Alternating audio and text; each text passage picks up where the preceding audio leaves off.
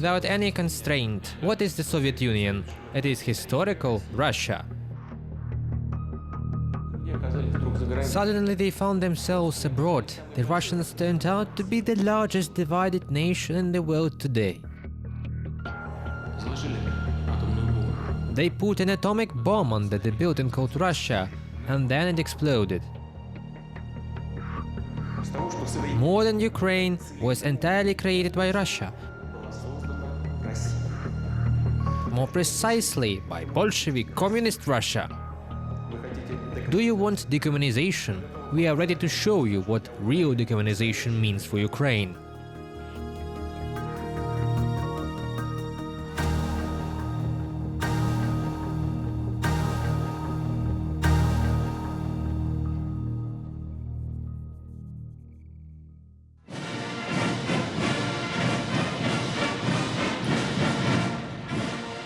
May 9th, 2005. Russia celebrates the 60th anniversary of its victory over Nazi Germany. Leaders of more than 50 countries came to Moscow. Only war veterans and military companies in Red Army uniforms took part in the parade. Next to Vladimir Putin were US President George Bush and his wife, French President Jacques Chirac and German Chancellor Gerhard Schröder with their spouses. Nearly 700,000 Russians gathered on Poklonная Hill in Moscow for the Thai and St. George's Ribbon Rally.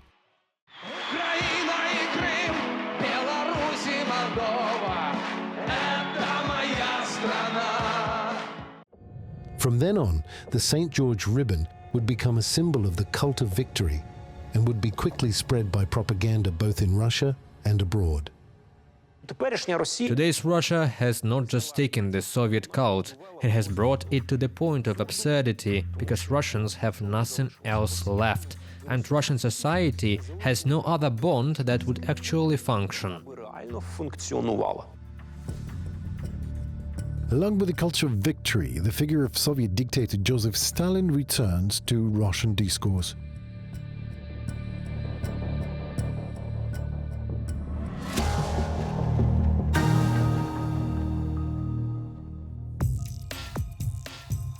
In 1929.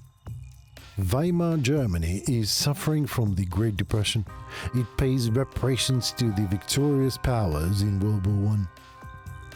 The country banned the productions of heavy weapons. Machine building and metallurgical enterprises are closed, and millions of Germans are unemployed. Radical political forces, such as Adolf Hitler's National Socialist Workers' Party and the Communist Party led by the Ernst Thälmann, are gaining popularity. The latter is subordinate to the Comintern, which is headquartered in Moscow. The International Organization of Communist Parties, the Comintern, was created by the Bolsheviks to carry out a world revolution. The organization's work is controlled by the Foreign Department of the NKVD. Комуністичний інтернаціонал – специфічна організація, така. The Communist International was a specific organization, a subversive one, so to speak. It was an organization that could carry out very quickly some kind of disinformation or gather intelligence. It was through them that the KGB, at that time the NKVD, recruited agents for the various operations. КГБ, в той час НКВД, агентів для різних своїх операцій. They were scouts, saboteurs, propagandists and so on. And this organization was supposed to provoke this world revolution, to help the Red Army, which would liberate Europe from the bourgeoisie. Допомогти Червоній армії, яка буде звільняти від буржуазії Європу. In November 1929, the European Communist parties received a directive from the Comintern to break ties with the Social Democrats in the countries. Moscow called them the main enemies of the world revolution and the lackeys of the capitalist state. Stalin considered Social Democrats worse than fascists. In 1932, the German Communists and the Nazis begin to synchronize their strategies in protect actions. The goal was to deepen the political crisis and remove the Social Democrats from power. Stalin helped any extremist anti-democratic force by not interfering with it and by directing the main force, the main actions through the Comintern against the center. He deliberately steered the pot in any country. After the elections in the fall of 1932, Hitler's party became the largest faction in the Reichstag. The German Communists did not agree to form a coalition government with the Social Democrats and the Center Party. Moreover, they described to shake the economic situation and call the Germans for a general strike. In a country with 6 million unemployed, this threat forced the financial, industrial and military elite to think on strong hand to stop the ghost of communism. Of course, these generals and those who supported Hitler, they saw Hitler as such a clown unable to hold on to this power. Without them, they would advise, help and so on. And they were afraid themselves of the leftist forces and believed that in fact it was this brown brotherhood that would act against the red one. And they would be the puppeteers who would control all of it. Well, it was a mistake.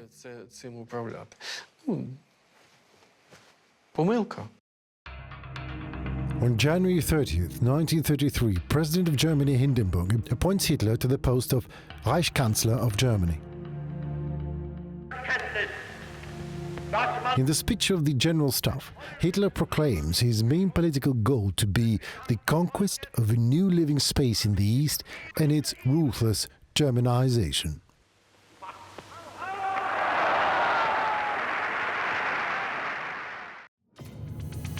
After a provocation with the arson of the Reichstag, a decree was issued on February 27th entitled Against the Betrayal of the German People and the Intrigues of Traitors to the Motherland. Within 4 days, nearly 4,000 communists were arrested, with many leaders of social democratic and liberal organizations. The Communist Party of Germany was banned. On March 5, 1933, parliamentary elections were held under the full control of the Nazis. The legislature was in Hitler's hands. And on May 10th, the first public book burning by the Nazis took place.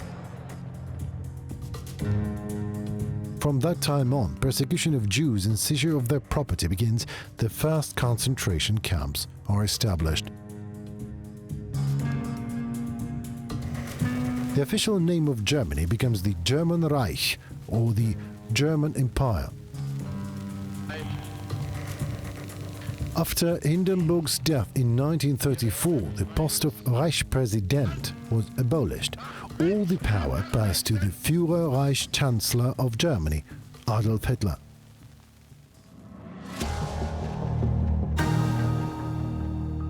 Viele Fragen hatten. Die nächste Frage. 2007, Munich, International Security Conference.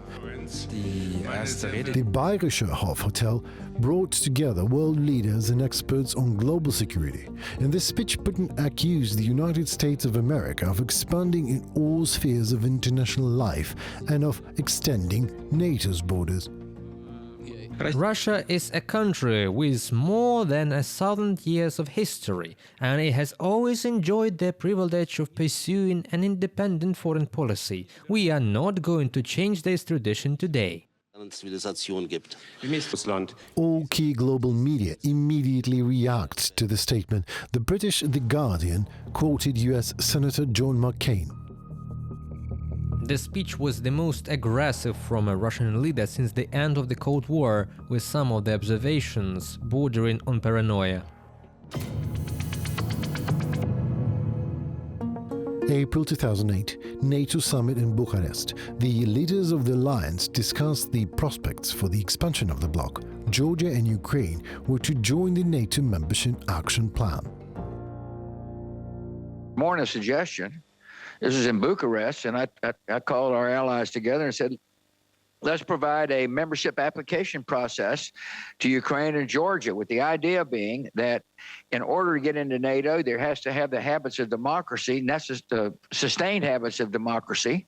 And I thought that that would be an interesting way to lock in some of the reforms that these countries had put in place. President Putin was also given the opportunity to speak. At that time, Russia was a partner of NATO as it opened its airspace to aircraft of the alliance participating in the operation in Afghanistan. The emergence of a powerful military bloc on our borders, whose members' actions are regulated, among other things, by Article 5 of the Washington Treaty, will be perceived by Russia as a direct threat to our country's security. Any statements that this process is not directed against Russia cannot satisfy us. As a result of the summit, the issue of Ukraine and Georgia joining the NATO membership action plan was postponed. According to journalists, the position of French President Nicolas Sarkozy and German Chancellor Angela Merkel was decisive. It wasn't provocative against anybody. It was really a way of cementing alliances with important young democracies. And it was fought bitterly, primarily by Germany and France.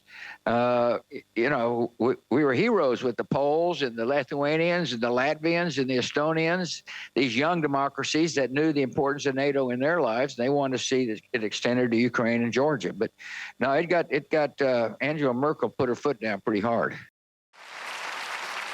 On June 7, 2022, former German Chancellor Angela Merkel gave her first interview after Russia's invasion of Ukraine. She stated that her position in Bucharest in 2008 was based on the fact that democracy in Ukraine was immature and there was a split between the reformist forces, Yushchenko and Tymoshenko. She added, I was quite sure that Putin would not allow this to happen so easily. From his point of view, it would be a declaration of war.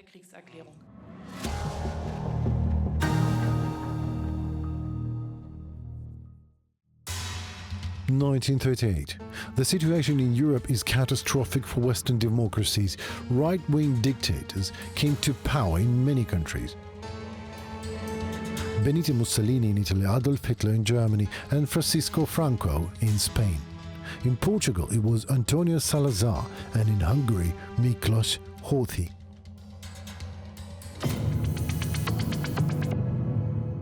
In February 1938, under pressure from Nazi Germany, the Nazis came to power in Austria as well.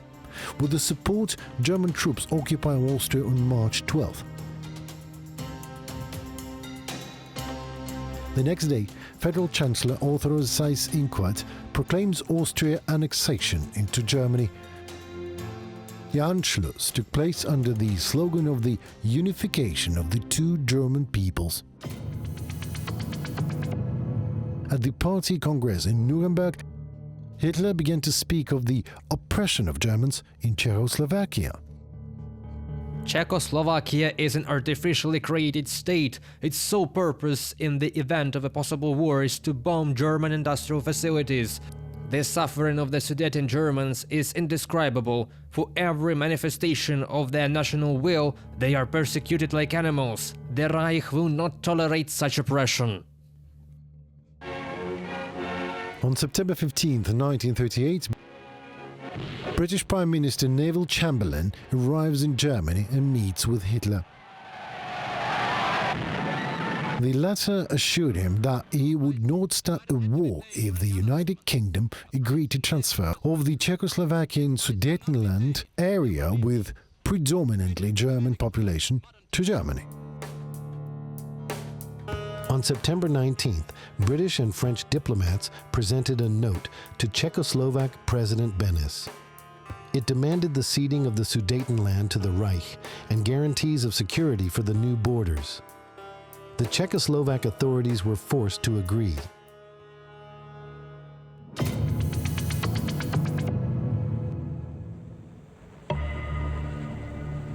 September 30th, 1938, In Munich, Prime Minister Neville Chamberlain of Great Britain, Edouard Daladier of the French Republic, Benito Mussolini of Germany and Adolf Hitler, Reich Chancellor of the Third Reich, signed an agreement. According to the agreement, the Sudetenland is ceded to the Third Reich. Czechoslovakia also had to satisfy the territorial claims of the Polish Republic and the Kingdom of Hungary. And the Prime Minister comes home. After signing the agreement, British Prime Minister Chamberlain said, that the settlement of the Czechoslovakian problem, which has now been achieved, is, in my view, only the prelude to a larger settlement in which all Europe may find peace.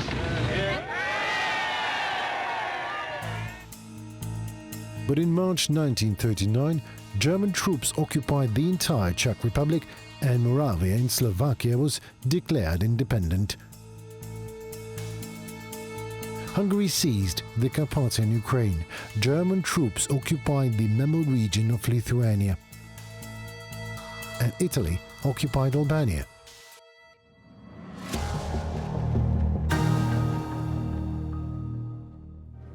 Уважаемые граждане России!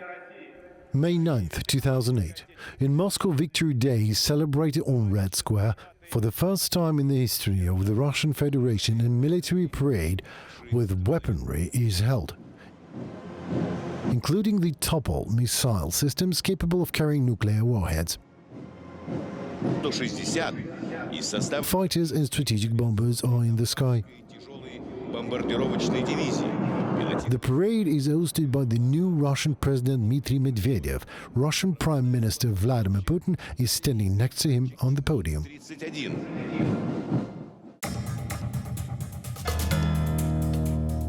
And on August 8th, columns of Russian heavy military equipment invade Georgia through the Rocky Tunnel.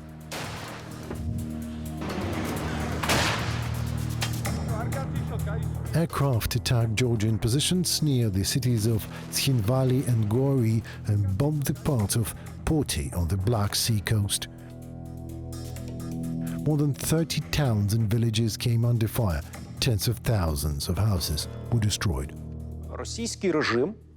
The Russian regime has continuously used external aggression and internal repression to preserve itself. When the 2008 catastrophe happened, the Great Recession hit, and the oil shower of riches began to end, well, it didn't end completely, but the country could no longer roll in clover as before. Russia responded by invading Georgia, and Putin's rating and approval ratings of authorities in general, which had collapsed in early 2008, skyrocketed. On August 11th, Russian troops approached the Georgian capital. The next day, the presidents of Poland, Lech Kaczynski, Lithuania, Valdis Adamkus, Latvia, Valdis Zatlers, Estonia, Tomas Hendrik Ilves, and Ukraine, Viktor Yushchenko, arrived in Tbilisi for a solidarity mission.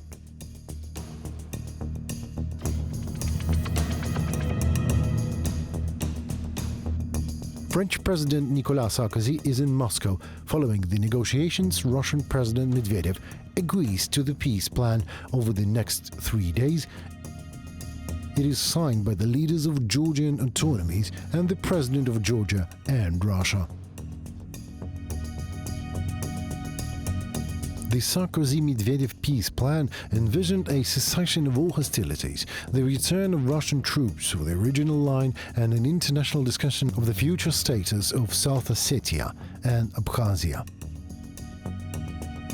But already on August 26th, Russia recognizes the independence of Abkhazia and South Ossetia. Russian troops do not return to the original line. On September 8th, French President Sarkozy arrives in Moscow again, this time with European Commission President José Manuel Barroso. After the visit, the words about an international discussion of the future status of South Ossetia and Abkhazia were removed from the text of the peace plan. As a result of the 5-day war, Georgia lost 20% of its territory.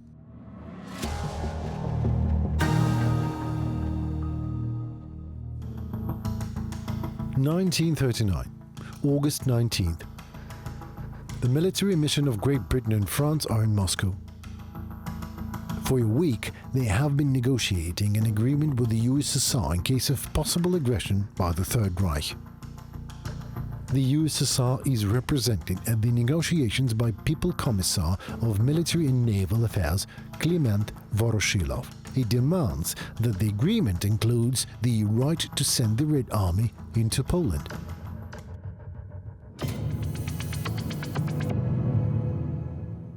August 20th, 1939, Hitler writes a letter to Stalin in which he states that he wants to resolve the Polish issue in the near future and is interested in signing a non-aggression agreement with the Soviet Union as soon as possible. He also asks to receive German Foreign Minister Joachim von Ribbentrop in Moscow as a matter of urgency. Stalin agrees and sets the signing date for August 23rd.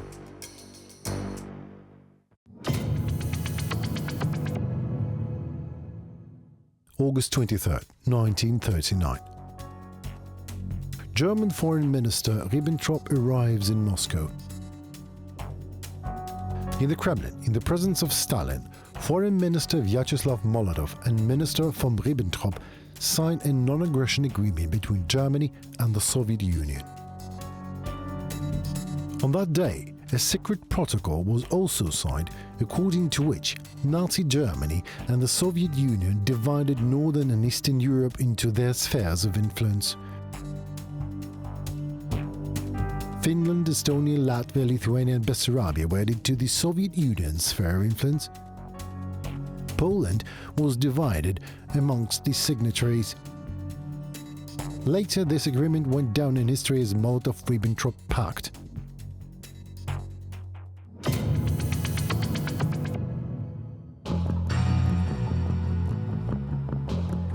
On September 1st, 1939, Hitler's troops entered Poland. On the same day, People's Commissar for Foreign Affairs Vyacheslav Molotov addressed the Supreme Soviet of the USSR. The conclusion of the Soviet-German non-aggression pact proves that Comrade Stalin's historical foresight was brilliantly fulfilled.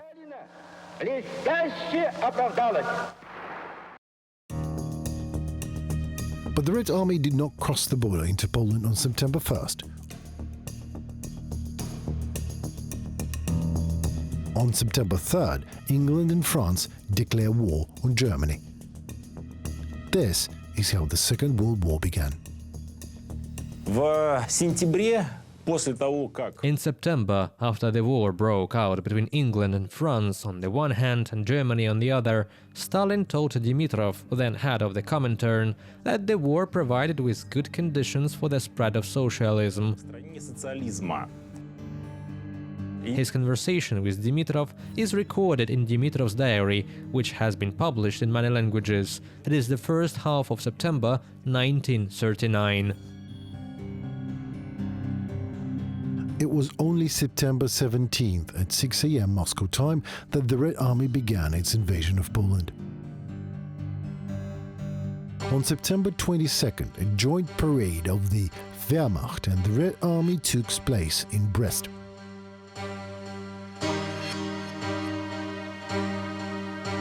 On September 28, 1931, Molotov and Ribbentrop signed the agreement on the friendship and the border in Moscow.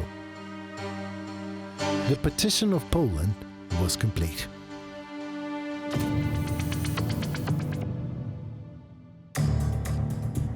In November 1939, the USSR provokes a military conflict on the border with Finland and attacks the country.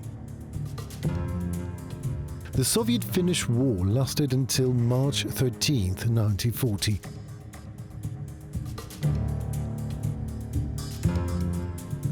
As a result, the Finnish government was forced to sign an agreement under which Finland loses almost a tenth of its territory.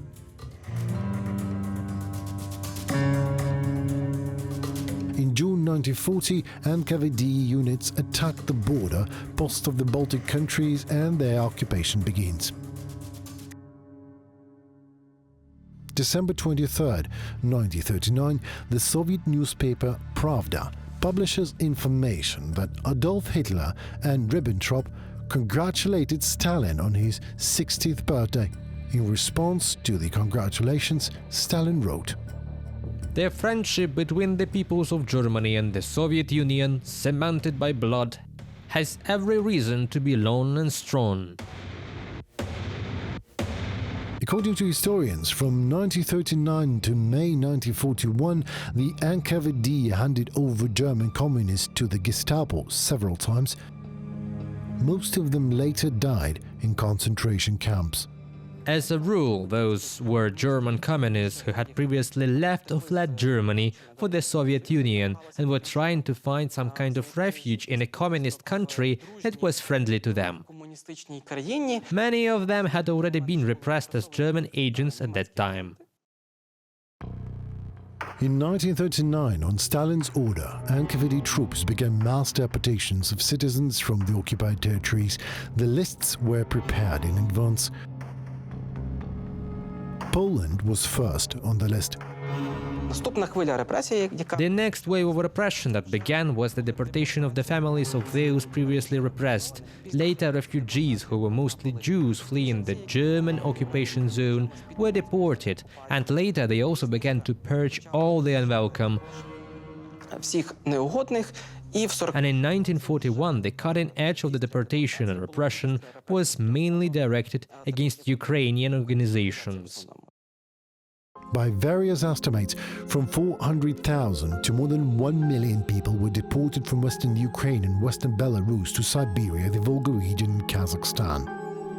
Almost 170,000 people were sent from Baltic countries. Deportations from the countries continued even before Hitler's attack on the Soviet Union. This period from 1939 to 1941 is one of the bloodiest. I don't remember the exact figures, but somewhere up to 30,000 people fell victims to the National Socialist regime.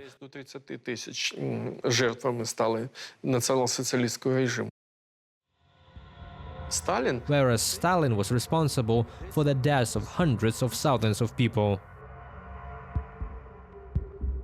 In March 1940, near the village of Katyn, Smolensk region, the NKVD executed more than 21,000 Polish prisoners of war and representatives of the Polish intelligentsia. In Soviet times, the existence of the secret protocol of the Molotov-Ribbentrop Pact was classified.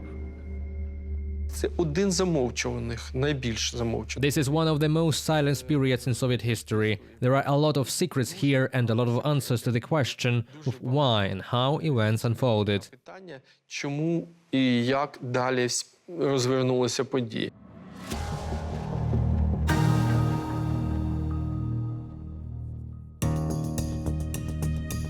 2014, taking advantage of the political crisis in Ukraine, on the night of February 27th, Russian special forces seized the parliament and government buildings of the Autonomous Republic of Crimea.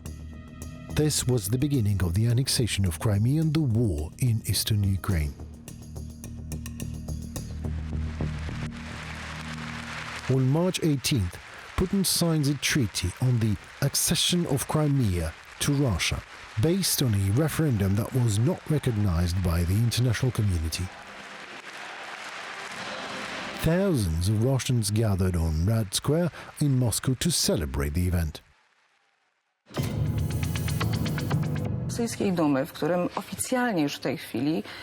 In late March, Polish public television reported that the Ministry of Foreign Affairs had received the official offer from the Russian State Duma proposing the division of the current territory of Ukraine. Similar proposals, according to the report, were also received by Hungary and Romania. I think it was a Russian provocation to draw us into some kind of dialogue, to discredit us in the eyes of, first of all, Ukrainians, of course, but also in the eyes of our partners, Changing borders by force in Europe is completely unacceptable. You know, if we've learned anything from 2 world wars, it is that having compatriots on the other side of an international border is no justification for war. The annexation of Crimea was not recognized by the vast majority of countries. On March 26, 2014, the Russian Federation was expelled from the G8. At the same time, under the slogans of joining the south and east of Ukraine to Russia, the Russian special services begin an operation to destabilize the country called the Russian Spring. It soon escalated into hostilities involving the Russian army.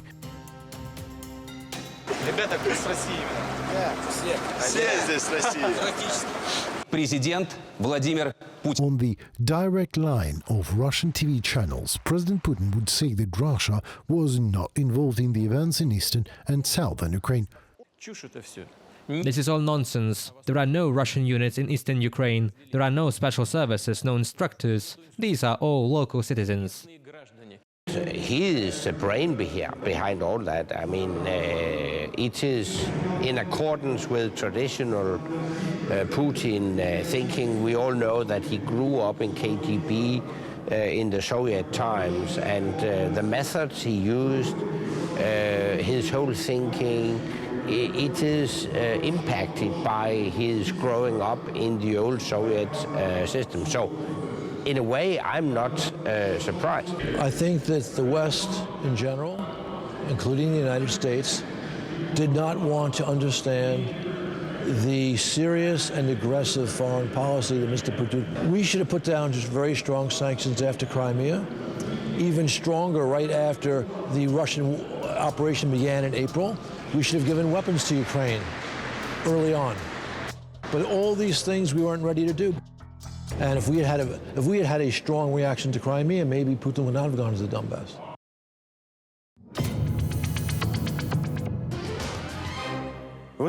In early February 2015, the German broadcaster Deutsche Welle aired a story that Berlin was extremely concerned about Washington's possible intentions to provide Ukraine with lethal weapons. A report in the New York Times about Washington considering supplying Ukraine with defensive weapons attracted a lot of attention. It was about deliveries worth $3 billion. Good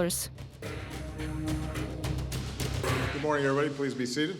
On February 9th, Angela Merkel flies to Washington for consultations with President Barack Obama on the situation in Ukraine. Spoken at some length about the... After the meeting, the US president decides not to supply Ukraine with lethal weapons. We never have guarantees that any particular course of action works.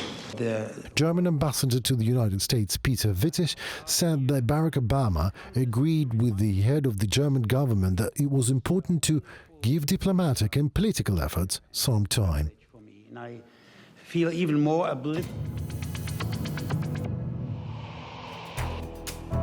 February 11th, 2015. President of Ukraine, Petro Poroshenko, German Chancellor Angela Merkel, French President François Hollande, and Russian President Vladimir Putin arrive in Minsk for negotiations.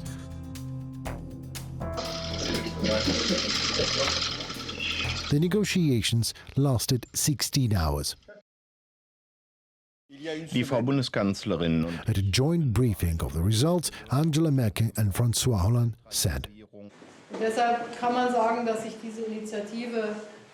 We can say that this initiative was a success. President Putin put pressure on the separatists, and they agreed that a ceasefire would come into effect on Saturday or Sunday at midnight.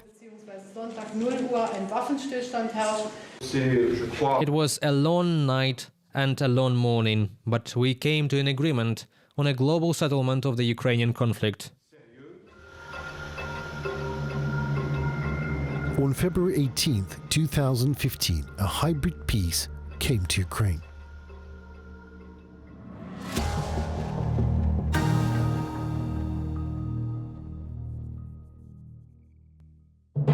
After the signing of the agreement of friendship and border between the USSR and Germany, German Foreign Minister Ribbentrop began to probe the possibility of military assistance from the Soviet regime. Stalin reported. If, contrary to expectations, Germany finds itself in a difficult situation, it can be sure that the Soviet people will come to Germany's aid and will not allow Germany to be strangled.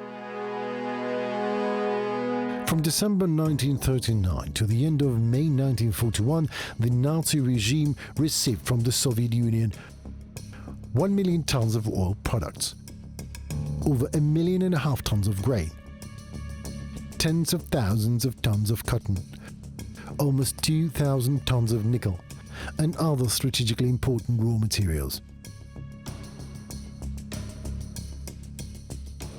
In fact, Stalin pitted Berlin, Paris and London against each other. He was slowly adding fuel to the fire so that the two sides would exhaust each other, and thus Stalin would accumulate the strength to strike.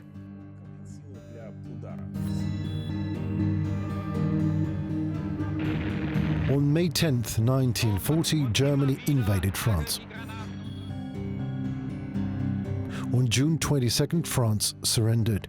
As a result of the military operation, the territories of Belgium and Holland were also occupied.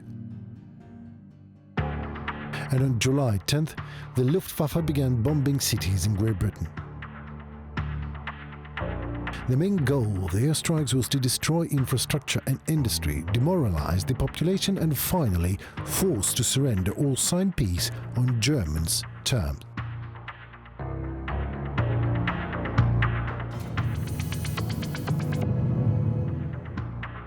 November 12, 1940, the head of the Soviet government and the People's Commissar for Foreign Affairs, Vyacheslav Molotov, arrives in the capital of the Third Reich, Berlin. During the negotiations, Ribbentrop stated that Germany had already won the war and that England was defeated, and it was only a matter of time when it would admit its defeat. On the same day, Molotov meets with German Reich Chancellor Adolf Hitler. The Führer invites the Soviet Union to join the trilateral pact of Germany, Italy and Japan. These negotiations were closely watched by the whole world because the USSR's alliance with Nazi Germany meant Britain's actual defeat and nothing good for mankind.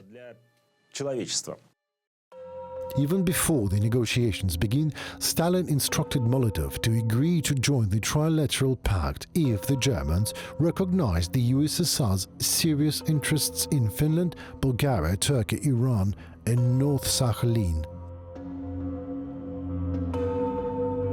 Hitler promised to think about those big requests from Stalin. Subsequently, the Soviet government was informed of their unacceptability. A clash between the two totalitarian states was inevitable. Shortly afterwards, Stalin held a meeting with the highest command of the Red Army, during which he was presented with various options for war with Germany.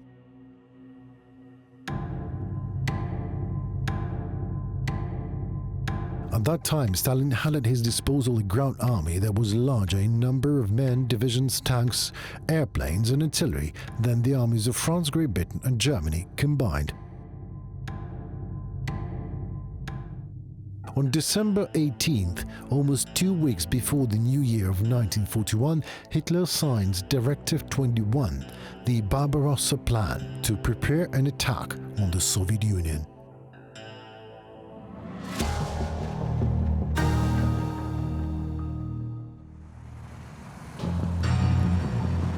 April 25th, 2015. A motorcycle rally of bikers Night Wolves starts in Moscow under the loud slogan "Roads of Victory to Berlin." The motorcycle rally was to pass through Belarus, Poland, the Czech Republic, Austria and end on May 9th in Berlin. The action provoked a negative reaction from European countries. The Polish public created a Facebook page, "Note to the bandits from Russia passing through Poland." In the places where the night wolves appear, Russian aggression soon begins. They were in Crimea before it was annexed by Russia. They were in Donbass, and now they are killing and looting in the cities occupied by Russians. Is their passage through Poland a warning to Poles or the beginning of Russian aggression?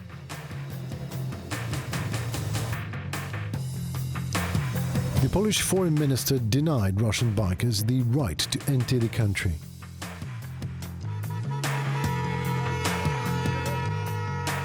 On May 9th, the night wolves finally made it to Berlin. According to police estimates, nearly 10,000 people, mostly Russian immigrants, gathered there for the first time. They came with flags of Soviet Union, Russia and Novorossiya. At this time, the largest military parade in history is taking place in Red Square in Moscow. Chinese leader Xi Jinping and Kazakh President Nazarbayev are on the podium next to President Putin. Western leaders refused to participate in the celebrations after the annexation of Crimea and the outbreak of war in Donbass. In the wake of the jubilant patriotic hysteria of the annexation of Crimea and the so-called Russian Spring, the slogan "We can do it again" is gaining popularity. Це буде такий класичний взірець для досліджень того. This will be a classic example for research on how to turn history into a heavy mental drug and turn a nation into a totalitarian mass. Тоталітарну масу, як повернути. How to bring it back to this long-awaited and bright totalitarian past and make it feel happy in it. Тоталітарне. І змусити відчувати себе в ньому щасливими.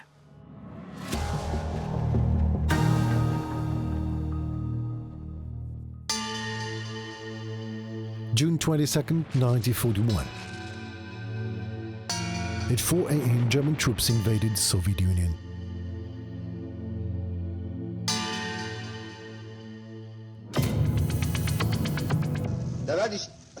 At a 12:15 in the afternoon, Moscow time, Foreign Minister Molotov spoke on Soviet radio.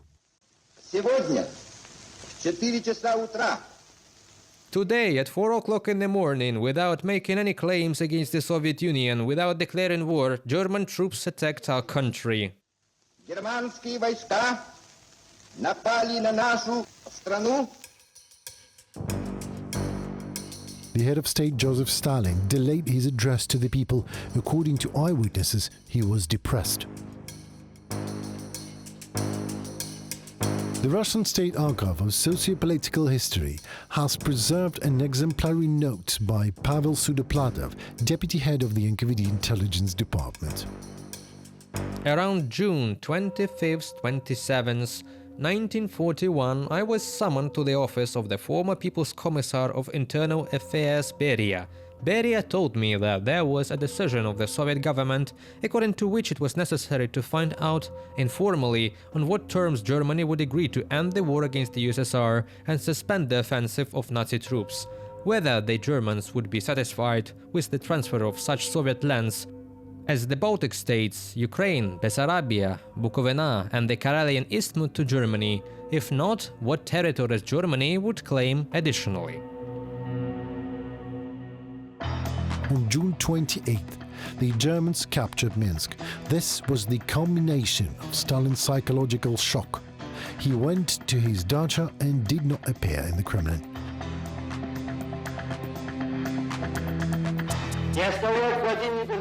Stalin addressed the nation only on July 3rd. In an agitated voice, he called for nothing to be left to the enemy during the Red Army's forced retreat. All valuable property, including non-ferrous metals, bread and fuel that cannot be saved, must be destroyed unconditionally.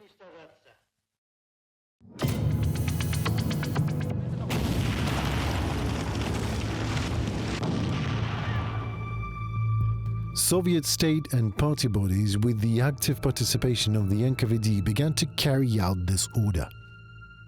То есть That is, according to these instructions, the Wehrmacht's rear was to be a scorched desert. Stalin was so furious in these instructions that even the saboteur Ilya Starinov wrote that if Stalin's order had been carried out, it would have doomed tens of millions of people under German occupation to starvation.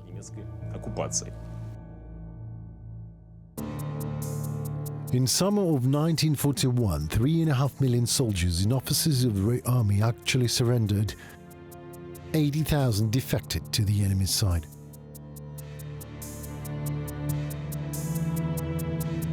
On August 16th, Stalin signs Order 270, which demands that the surrendered Red Army soldiers be killed by all means, both ground and air.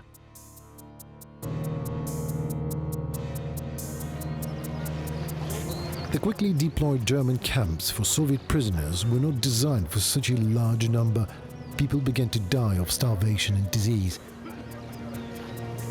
And by the beginning of 1942, only 1,100,000 prisoners remained alive. Prisoners of war were also killed by the Einsatzgruppen, operational military intelligence units created by the Nazis to eliminate people in the occupied territories. In addition to prisoners of war, they killed party leaders and Jews. Also, before the invasion, the leaders of Nazi Germany developed the so-called famine plan, which provided for obtaining of food from the occupied territories for the Wehrmacht and German population. In the winter of 1941-1942, the Nazis planned to starve tens of millions of Slavs to death. With the beginning of the Operation Barbarossa, Hitler's propaganda proclaimed that Judeo-Bolshevism would be ended and the Soviet Union would be the object of a war of destruction. Hitler made the physical destruction of the Jews a priority of the war. Reichsführer SS Himmler was responsible for the implementation of this plan. In total, the Nazis murdered nearly 6 million Jews during World War II. Of these, 3 million were Soviet Jews.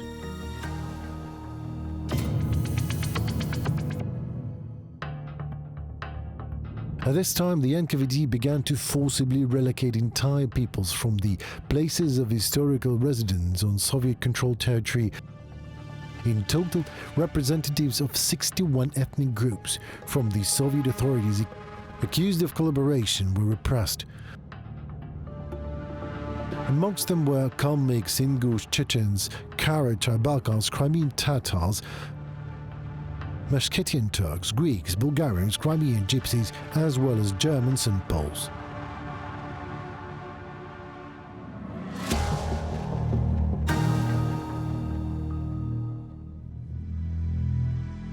February 1945, Crimea, Yalta, Livadia Palace.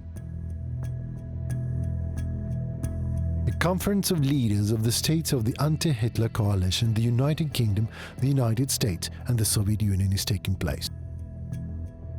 It was formed in July 1941.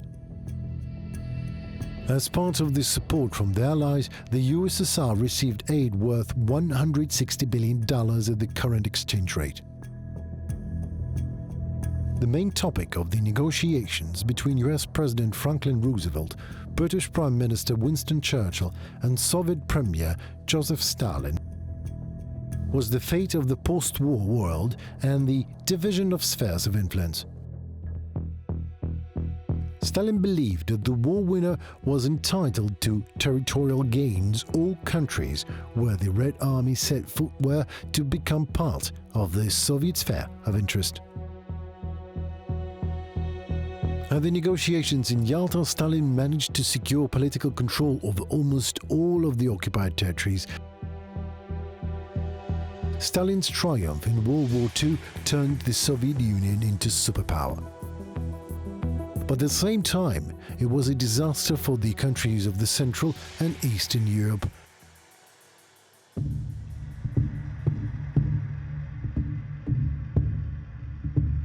On May 9, 1945, after the surrender of Nazi Germany, Generalissimo Stalin proclaimed in his address to the nation. From now on, a great banner of freedom of peoples and peace among peoples will fly over Europe. The victory parade took place on June 24, 1945. They had been preparing it for a month and a half. 40,000 soldiers learned to chase the rhythm with a frequency of 120 steps per minute. The scale of the war losses in the Soviet Union was concealed for a long time. In 1946, at the Paris conference, Molotov announced the figure 7 million.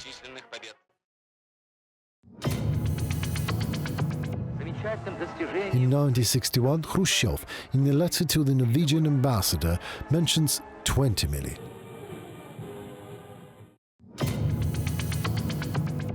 In 1985, during the celebration of the 40th anniversary of the victory, Gorbachev announces 27 million dead.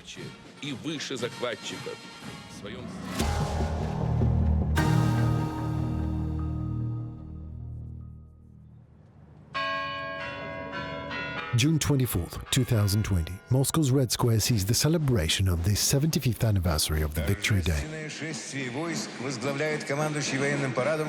It was decided to move the parade from May 9th to the day of Stalin's famous Victory Parade in 1945.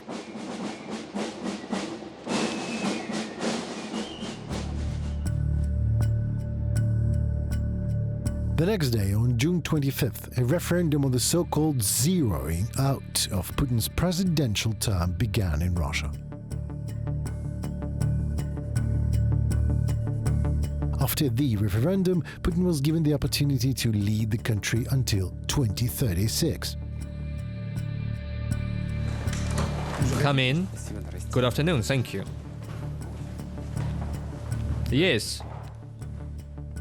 The question arises, what if a republic became part of the USSR but received a huge number of Russian lands? Traditional Russian historical territories,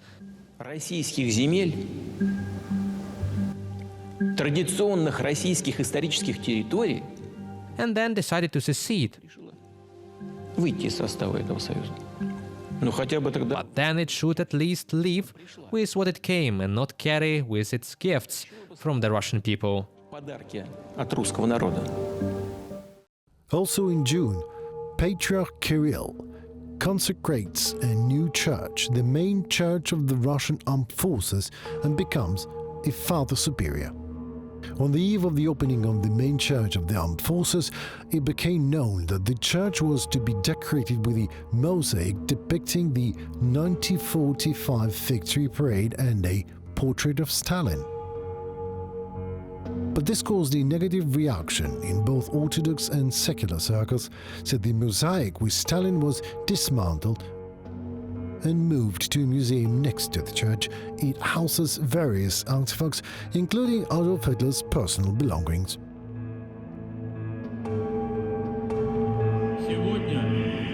During Putin's rule, nearly 100 monuments to Stalin were created in various cities across Russia. The pace of construction of monuments to the Soviet dictator accelerated, especially after the annexation of Crimea. July 2021. Putin signs a law banning the public identification of the role of the Soviet Union and Nazi Germany in World War II. We will shut up those who are trying to change history. To present it in a false way and to humiliate the role of our parents, our grandfathers, our heroes. We will shut up that bad mouth. What Putin is doing is not history, right? What Putin is doing is myth. It's a kind of abuse. It's a kind of memory abuse. And the basic pattern is to say, we were always right. We were always innocent. That's the most important thing. We're very powerful and we're very innocent. And so whatever we do now or in the future, it's because we're victims. That's the basic logic of all of this. This hoax shows very clearly to everyone in the world how dangerous manipulations with history are. Наскільки небезпечні маніпуляції з історією.